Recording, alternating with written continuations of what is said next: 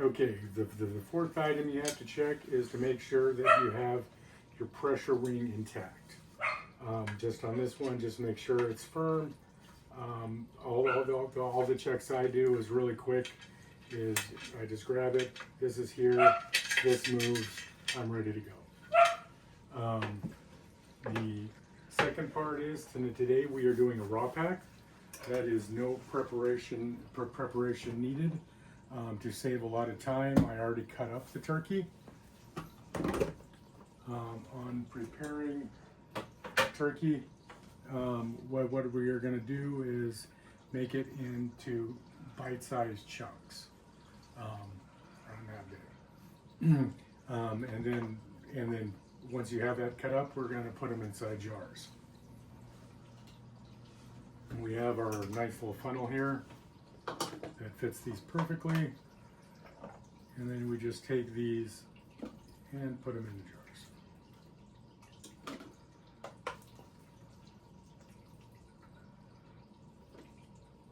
jars. Okay, we're going. Okay, so now we're just continuing filling up the jars. Like I said, I pre-cut all this turkey before. So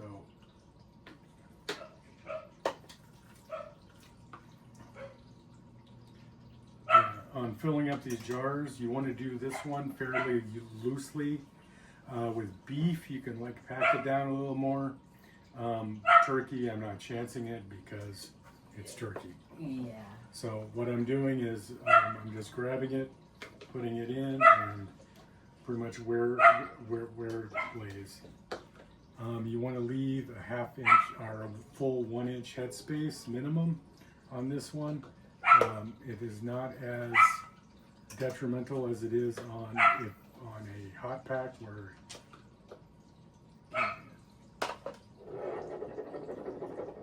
okay. But make sure It cut you off.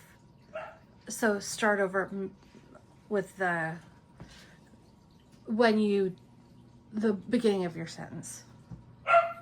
We're going. Okay, on the ball jars, this bottom rim is 1 inch down, and you want to make sure that you have at least 1 inch headspace on the meat, on basically a raw pack.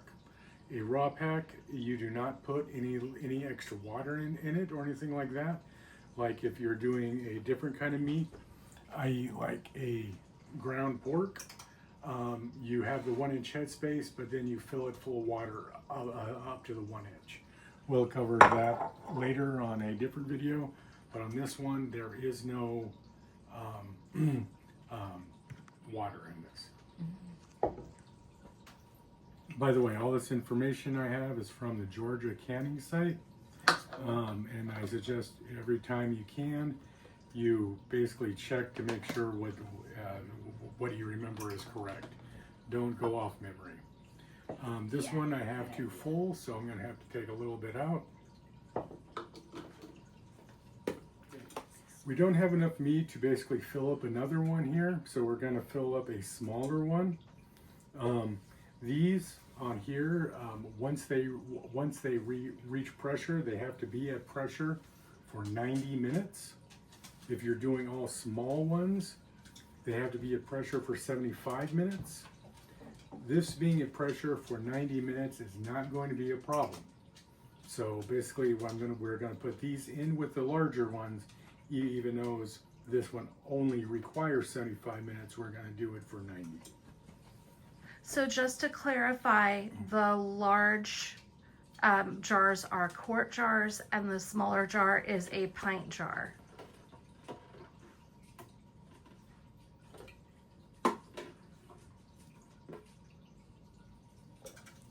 This is so fascinating.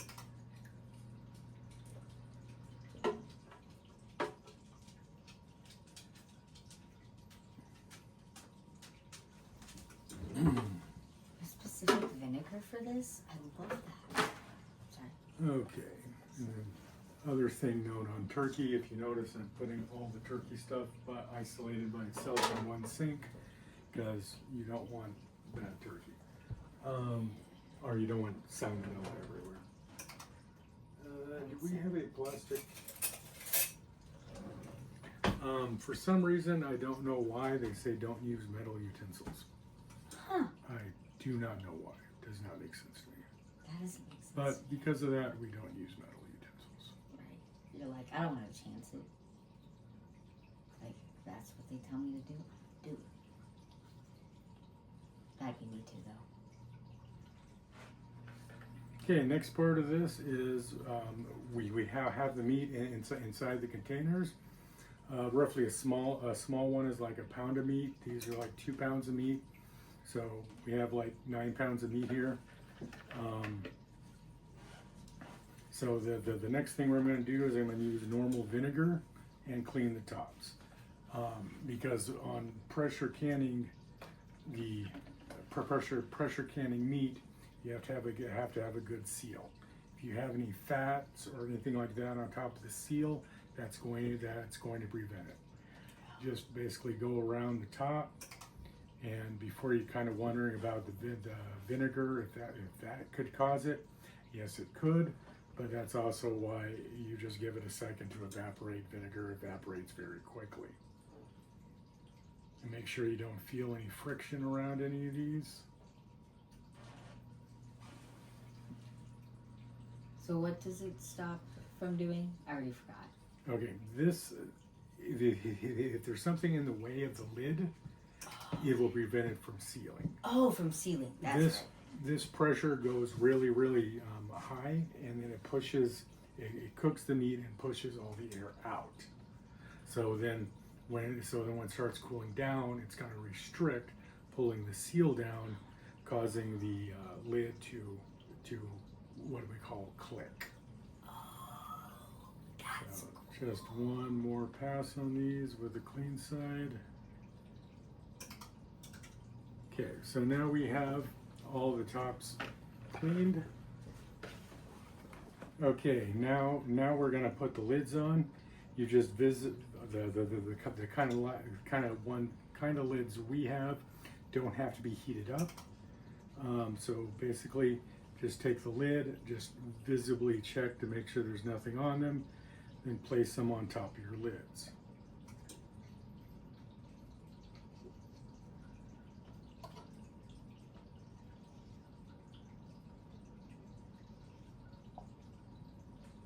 Then from here, we take the ring, place it on top of the jar, spin, and how tight these have to be is what we call finger tight. I just like putting all these things on first, and also very important, do not press down on the center of the lid. If you notice on the lid, there's a little indentation. I'm not sure if the camera can see it. Yes. But there's an indentation here that basically, when the vacuum happens, it's going to suck that down. That's how you know it's sealed. So, That's genius. so now these are all finger tight. So I just take 2 fingers until there's kind of a little bit of resistance. I do not crank these things down. You have to have the ability for the air to get out of the jar. But you also don't want it so loose that it doesn't seal. So, you want to okay, so next is we're going to put these in the water. I have basically water in here that's around 1.5 inches to 2 inches. We want it high enough to basically so it won't run out of water, but low enough where it's not going to cover any jars. So you just pick up the lid, put it in here.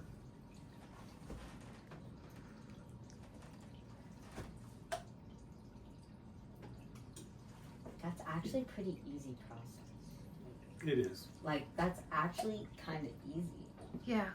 It's not hard. It's not hard. No. It's just It basically. costs money to get started. And then after you, like, Yeah. fork it out, then it's worth it.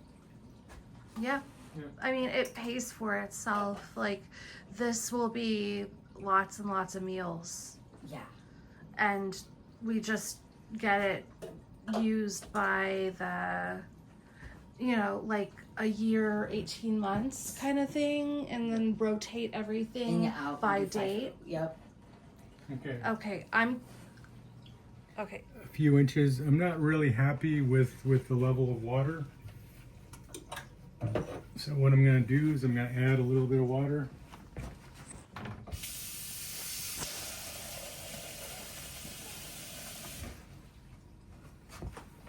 So there, I'm happy with that level of water because I know in 90 minutes I am not going to run out of that water.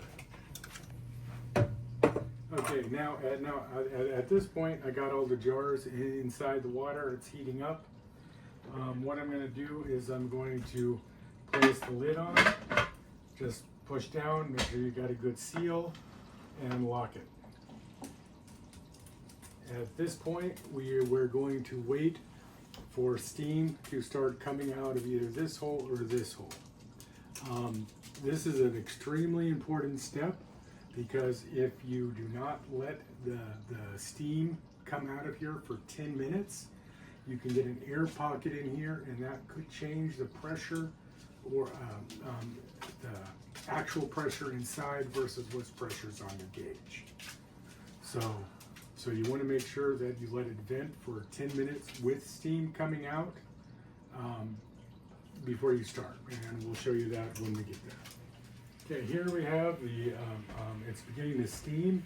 You really can't see the steam, but if you put something on top of it, you can see where it's fogging up. That means steam is coming through. That's actually not really fogging up as much as I would like. We'll wait for that steady stream of steam. Yeah, full steam right now because we've got moisture on it. So at this point, make sure that make sure all the sail's gone, the air's gone out of here.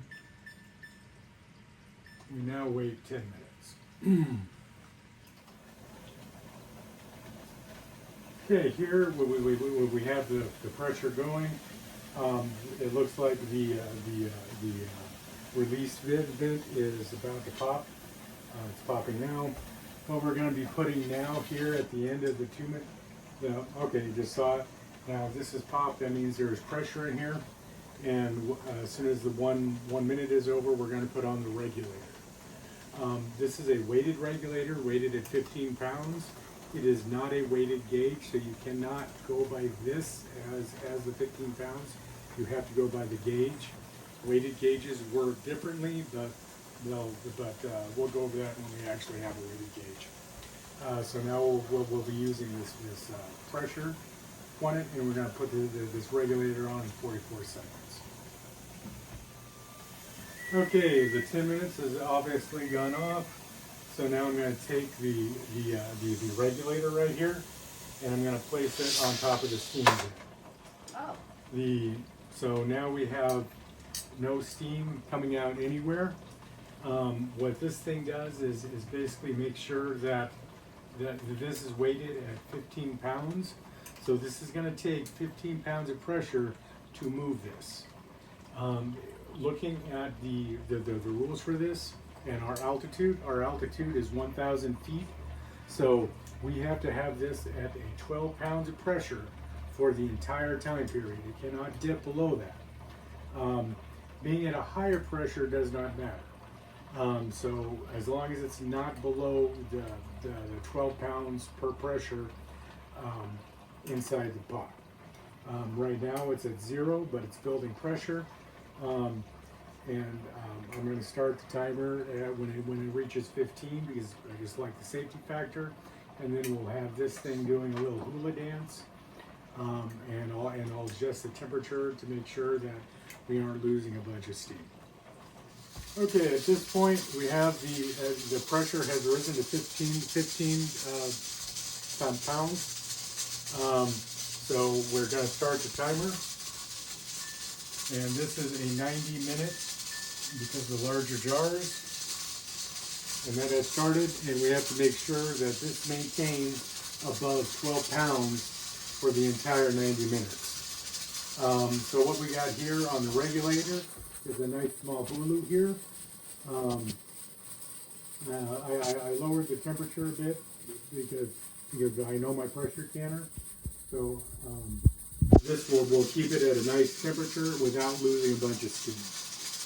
Because what you don't want is this thing, in fact this is even going a little more than I want, so I'll let this go for like 5 minutes, and then if the temperature is nothing, I'll just take it down another notch.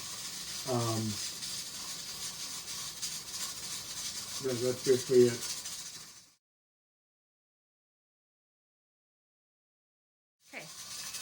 Okay, the timer is going off, so of course we turn that off. We verify we still have that nice little jiggling that has been going on the entire 90 minutes. Steam's still coming out, so we know we have not ran out of water, and pressure has not gone down past or above 15. That's one great thing about the regulator. It will maintain pressure, even though you cannot guarantee it. That's why you have to use the gauge. At this time, we're going to pick it up and move it off the heat. As you're going to see, it's going to quit jiggling almost immediately. And at this time, the pressure is going to release or start going down. When pressure goes down to 0 again, i.e. when this little button over here drops, we are going to remove this off the top. Let that vent for a couple minutes, and then open it up, and you'll see all the excitement there. So after the regulator, or after it hits 0, then it's a 10-minute timer until you can. It is recommended 10. That is not a hard fast rule. But basically, you don't want to open this under pressure, or you have a potentially getting a kickback. When this thing drops and this has been off for a few minutes, you will not have any pressure against you. Just a side note, previously when we pack the food, you could add 1 to 2 tablespoons of salt. We did not, because we use ours as ingredients to other stuff, so we'll probably spice it when we cook it. And it is not a requirement in canning to add or not add salt. Okay, we've taken, the pressure has gone down, this button has dropped, we've taken the regulator off. So now we are going to open up open it up, see how it looks, and get the dog away, because this is where steam is going to come out. Taking this off is you want to release it and make sure that you're pulling the lid this way, because you don't want to get burned. Okay, we didn't die, so we're good so far. Now, I'm going to go like this. And all that steam is very bad steam.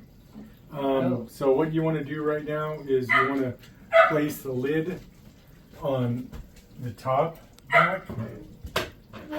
Why is it very bad, Steve? I was just Oh. because it's hot.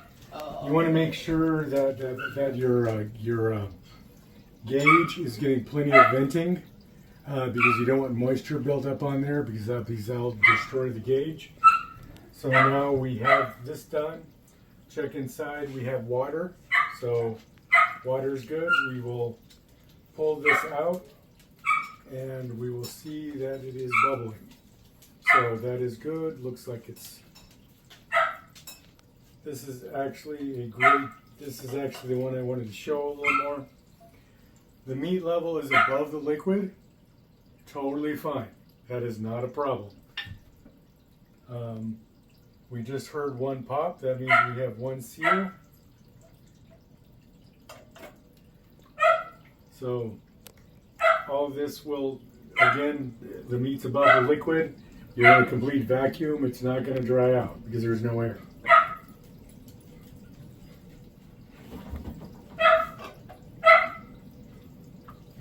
And of course, the level of liquid inside of here is going to change by how much fat content was in there because we did not add any liquid. This is just all came from the meat. So this is all turkey stuff. That's cool. So here we go. You're going to see this stuff boiling for a while. I'm kind of worried about this one here. We might be having turkey for dinner tomorrow. These are all boiling nice. That's what we want to see. This one is not boiling as much, so it might have lost compression.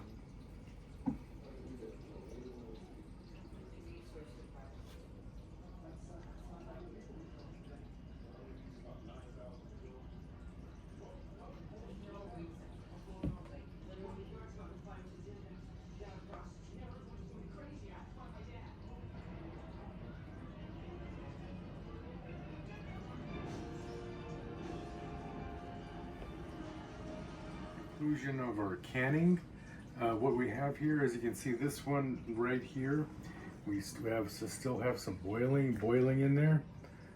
This one here did not have any boiling coming out of the pot.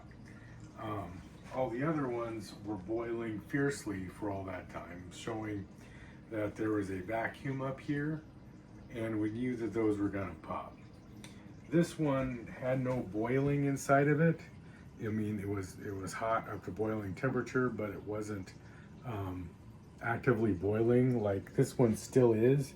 I mean, even though this is very cool to the touch, they're still boiling. That's because there's a vacuum up here.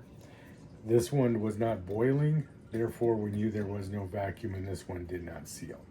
So we're gonna change this one to a hot pack tomorrow and reseal it in a probably the same jar. We're just going to use the hot pack method on it and seal it tomorrow.